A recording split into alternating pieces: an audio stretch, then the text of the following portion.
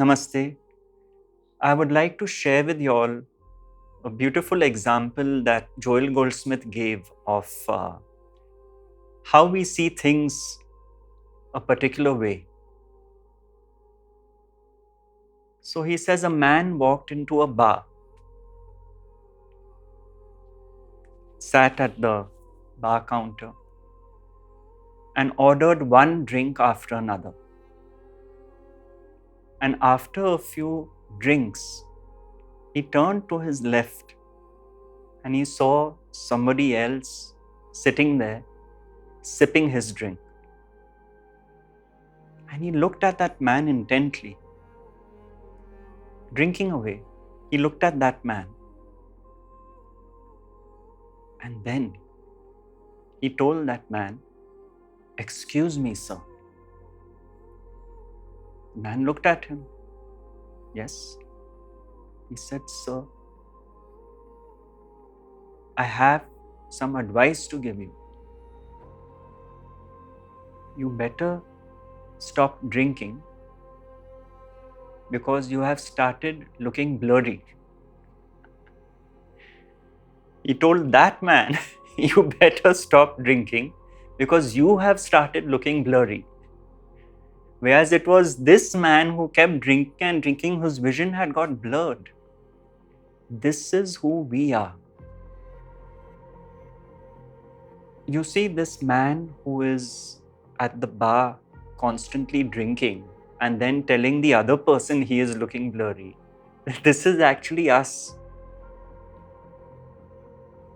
We judge people based on how we see them, which in turn is based on our conditioning, what we were taught as children, how our parents treated us, the school we went to, the religion we are born into, and all this shapes us.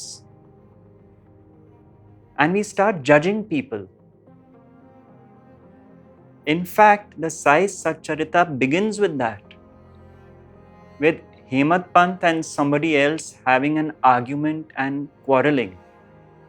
And Sai Baba steps in and says, "What is this? I don't like this at all."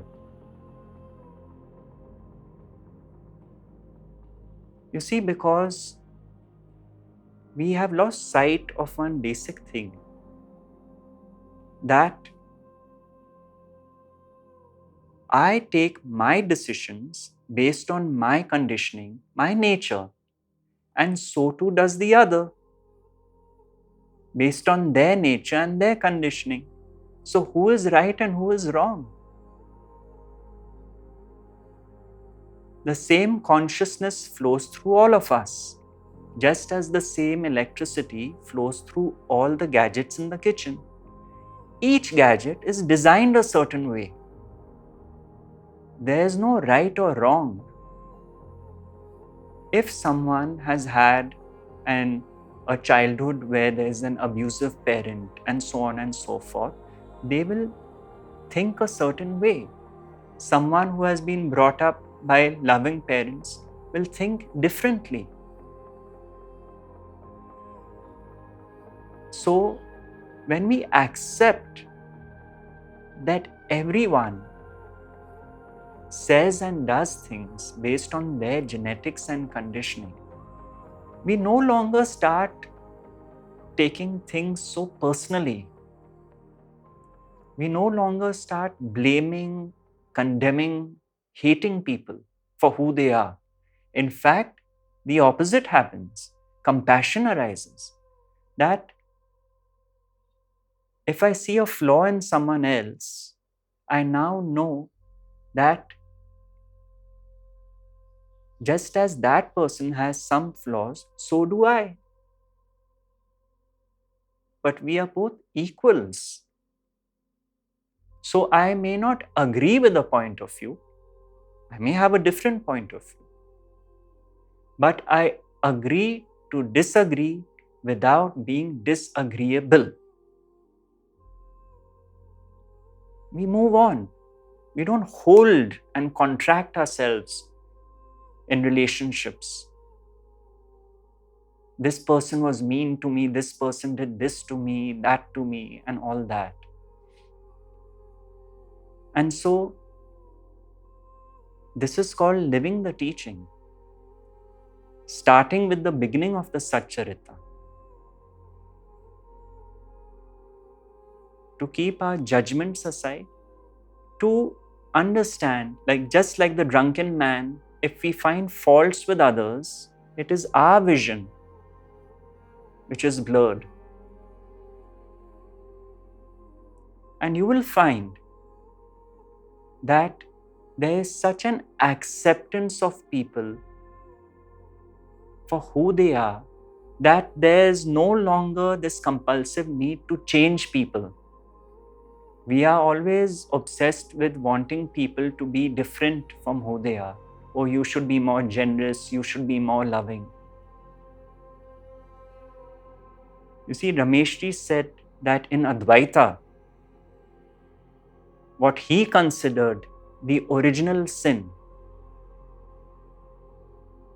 was that we both, you and me, are two objects in manifestation, but I assume I am the subject and you are the object. I assume this sofa is the object, I assume this glass of water is an object, and I am the subject. So I assume you as the other are an object and I am the subject. And I start pronouncing judgment on you, forgetting that just as you are an object, I too am an object.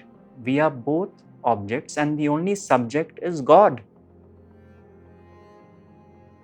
But we have assumed this role of God and saying, do this, do that, you should be like this, you should be like that.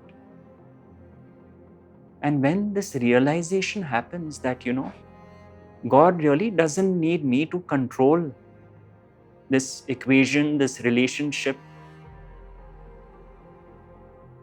I too am an instrument like the other.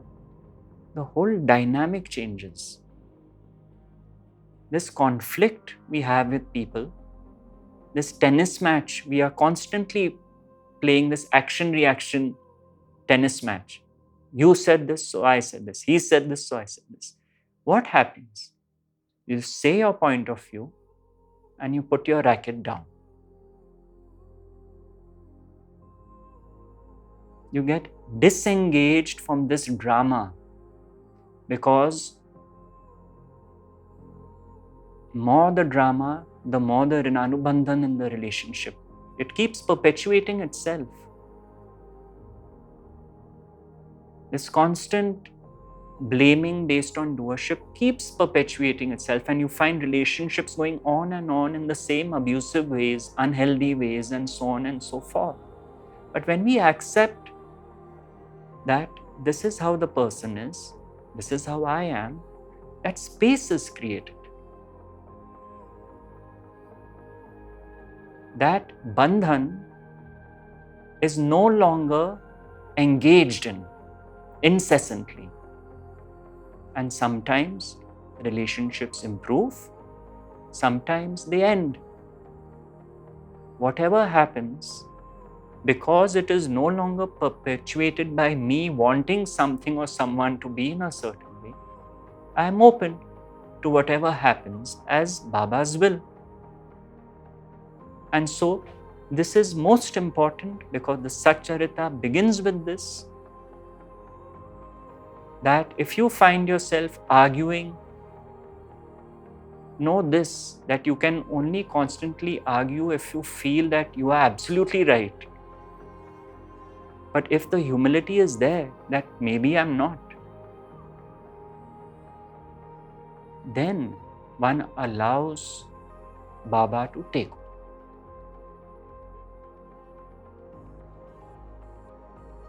So I just wanted to share with you this most beautiful story which Joel Goldsmith has given us, so that anytime we find ourselves judging someone, we take one step back and then reinterpret the scene. To use his phrase, we reinterpret it. Thank you.